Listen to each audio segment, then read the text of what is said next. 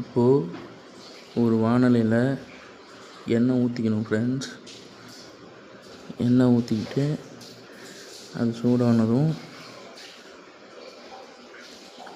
அதில்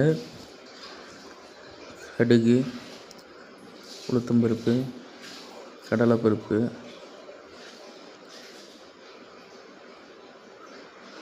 போட்டு பொரிஞ்சு வந்தோடனே வெங்காயம்,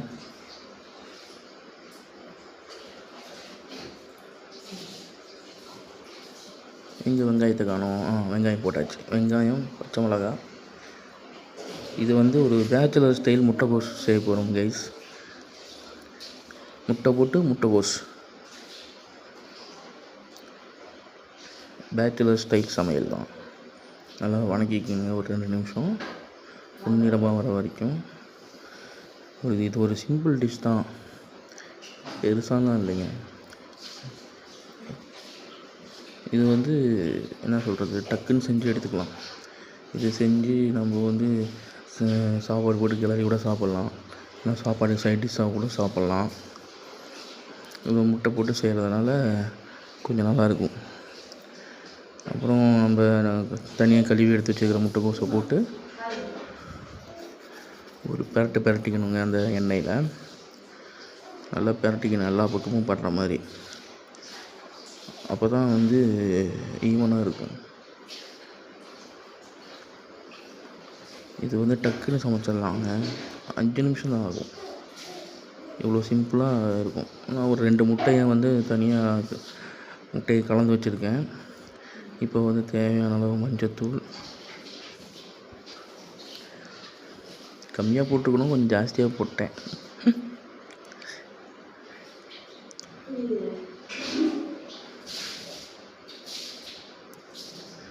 நல்லா கிளறிக்கணுங்க, எல்லா பக்கமும் மஞ்சத்தூள் படுற மாதிரி.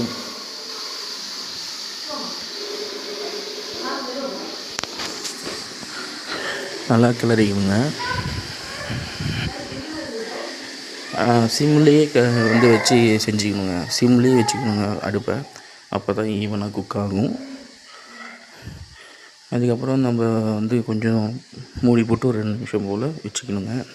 அப்புறம் ஒரு நடுவில் கொஞ்சம் இதை எடுத்து லைட்டாக எண்ணெய் ஊற்றி அதில் நான் ஏற்கனவே சொன்ன மாதிரி அடித்து வச்சுருக்கிற முட்டையை போட்டு லைட்டாக உப்பு, அப்புறம் கறி மசாலா தூள் லைட்டாக போட்டுக்கணுங்க.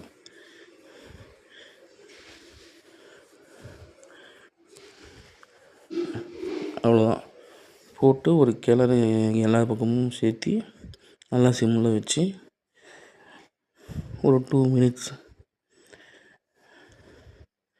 நம்ம குக் பண்ணி எடுத்தோம்னா முட்டைக்கோஸ் பேச்சுலர் ஸ்டைலில் ரெடி ஆகிடும். செஞ்சு பார்த்துட்டு எப்படி இருக்குன்னு சொல்லுங்கள் கைஸ். இது ஒரு பேச்சுலர் சமையல் தான், எனக்கு தெரிஞ்ச மாதிரி இப்படி செய்வேன் கைஸ். இந்த மாதிரி நீங்களும் செஞ்சு பார்த்துட்டு சொல்லுங்கள்.